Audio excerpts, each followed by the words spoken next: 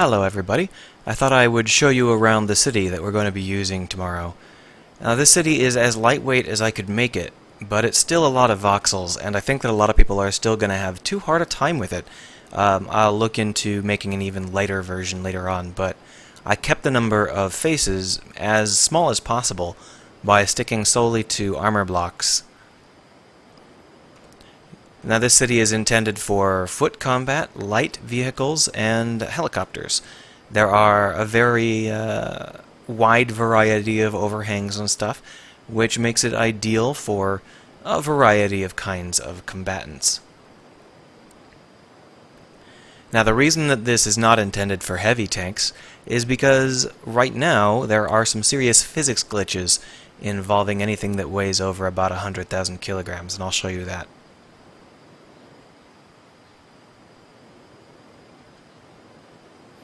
But tomorrow we'll be in this city. You can try and bring along a tank or be on foot or have an armed car or a helicopter. Keep in mind this is natural gravity, so a lot of the old tanks won't work. Their turrets rely on not having natural gravity. But here I've got a variety of vehicles. I've got this light tank, which I released onto the workshop, and it works fine. I've got, a rocket car, because why not? And I've also got this medium tank. And this medium tank is not going to be making an appearance because it doesn't work. Rather, it works fine until you actually try and drive it. So just as an example, if we were to go down this tiny little lip, I'm currently operating at 0.5 gravities.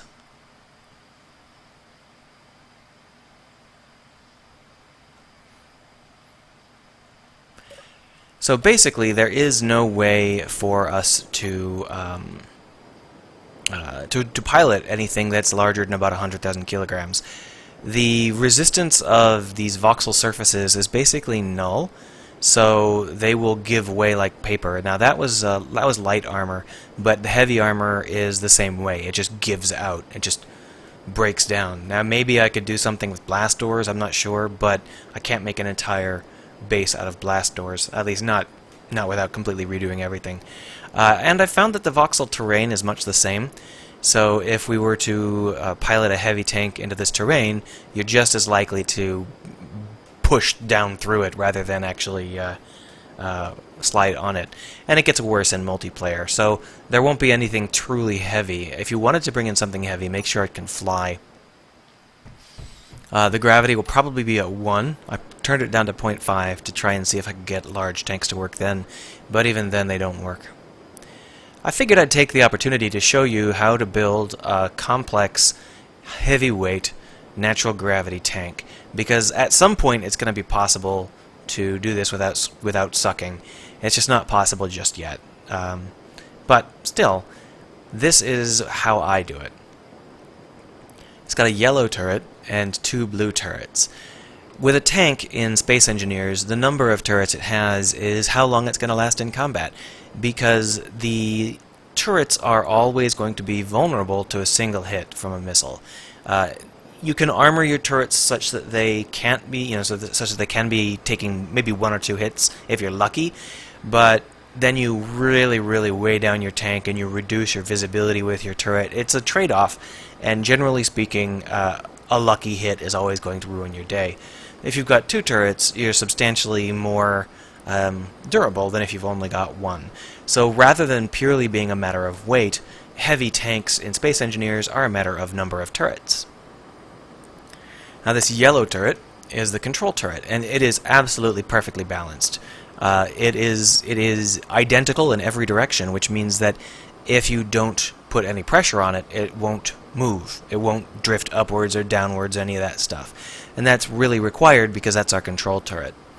These turrets here aren't perfectly balanced, especially after I'm going to be adding armor soon, and then they'll definitely not be perfectly balanced. But they're balanced enough that the rotors can turn them without, being completely stymied by the off-center weight. I am using a mod because the vanilla missile launchers, the reloadable missile launchers, are really pretty tame. They are not very much fun to try and work with. So I downloaded a really cool missile mod that popped up recently, and it gives me these nice turrets, and these turrets work great. So I've taken control of the remote control in that yellow turret in the middle there, And you can see that as I move it, all of the other turrets move. Same with up and down. Now the reason that that yellow turret has all sorts of weird attachments is because it also responds to my requests to turn and to accelerate. I don't have the wheels attached yet, so that's not going to do anything, but those can be red, and therefore they can reflect themselves into the tank, and that's how you get WSAD control. Now these turrets are suitably overpowered, but you can't fire them just with a mouse click, because there are 3 different kinds of weapons built into them.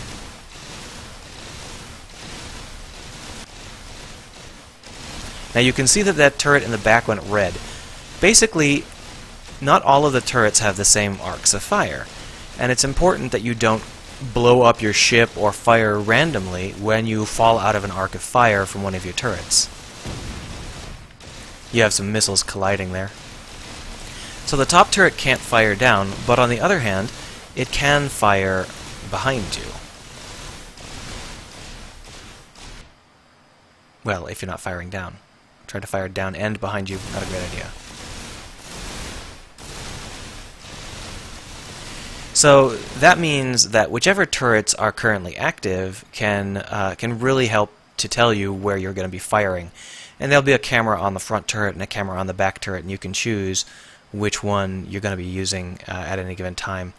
But the basic idea here is that although these turrets do not have the same arcs of fire, the ones that aren't firing where you want to fire turn off automatically. And that's how I build my tanks. The WSAD control scheme is something I've already published a lot about, so I'm not going to go over it in detail, but basically all the tank wheels are on rotors, and it maps the spin of the rotors to the spin of this wheel here.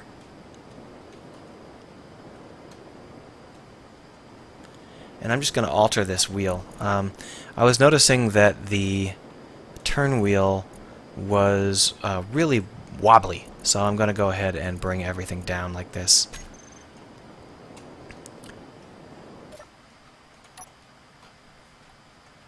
That's better. It's always going to be somewhat wobbly, but if it's too wobbly, then it will affect our turrets, and that's no good. So there you have tanks.